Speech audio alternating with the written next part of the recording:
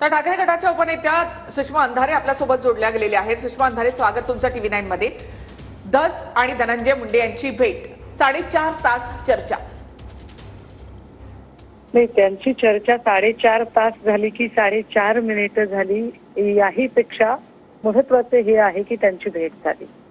मुळात एका अत्यंत संवेदनशील प्रश्नावर जेव्हा लढा चालू आहे आणि धनंजय देशमुख त्यांचे सगळे कुटुंबीय, छोटी वैभवी आणि सबंध बीडच्या जनतेने सगळा विश्वास जेव्हा धस यांच्यावरती टाकलेला आहे, तेव्हा जर धस यांची भूमिका अशी संदिग्ध आणि शंकास्पद होत असेल तर निश्चितपणे आम्हाला म्हणजे काय आम्ही बोलायचं, याने सुरेश धस स्वतःची तर विश्वासार्हता संपवत आहेतच आहेत, पण यामुळे भारतीय जनता पार्टीचं नेतृत्व करणाऱ्या देवेंद्र फडणवीस यांची सुद्धा विश्वासार्हता पणाला लागलेली आहे।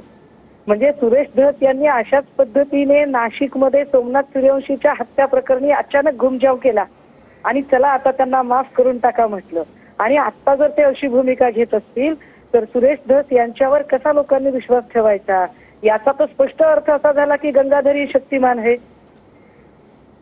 म्हणजे तुम्ही आमच्या भावनांशी खेळत आहात, बीडच्या सगळ्या जनतेच्या भावनांशी तुम्ही खेळत आहात। जी सुषमाजी, बावनकुळे यांनी असं म्हटलंय की कौटुंबिक भेट होती।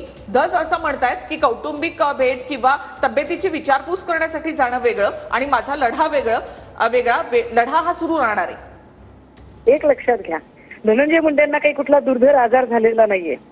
धनंजय मुंडेंचा काही फार मोठा भीषण अपघात झालेला नाहीये।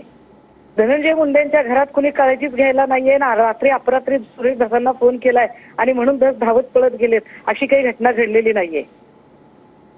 जर धस सांगत असतील की मी परवाला घरी जाऊन भेटलोय, तर त्यांचं डोळ्याचं ऑपरेशन होऊनही आता 6 दिवस उलटून गेलेले आहेत। अशी काय एवढी आपत्ती आली की अगदी धसांना तिथपर्यंत जावं लागलं? आणि जर धसांचं इतकं प्रेम उतू जात असेल तर मग धस इतकी मीडिया ट्रायल का करतात? म्हणजे धसांना आणि देवेंद्र फडणवीसांना फक्त आणि फक्त स्थानिक स्वराज्य संस्थांच्या निवडणुका डोळ्यासमोर ठेवून अख्खा बीड जो राष्ट्रवादीमय आहे तिथे भाजपचा शिरकाव करण्यासाठी फक्त आणि फक्त या संतोष देशमुख हत्या प्रकरणाला इष्टापत्ती समजून मराठा समुदायाच्या भावनांशी खेळायचं आहे का? म्हणजे सगळ्या मराठ्यांच्या मध्ये बाहुबली म्हणून प्रस्थापित करून झालं देवेंद्र फडणवीसांना।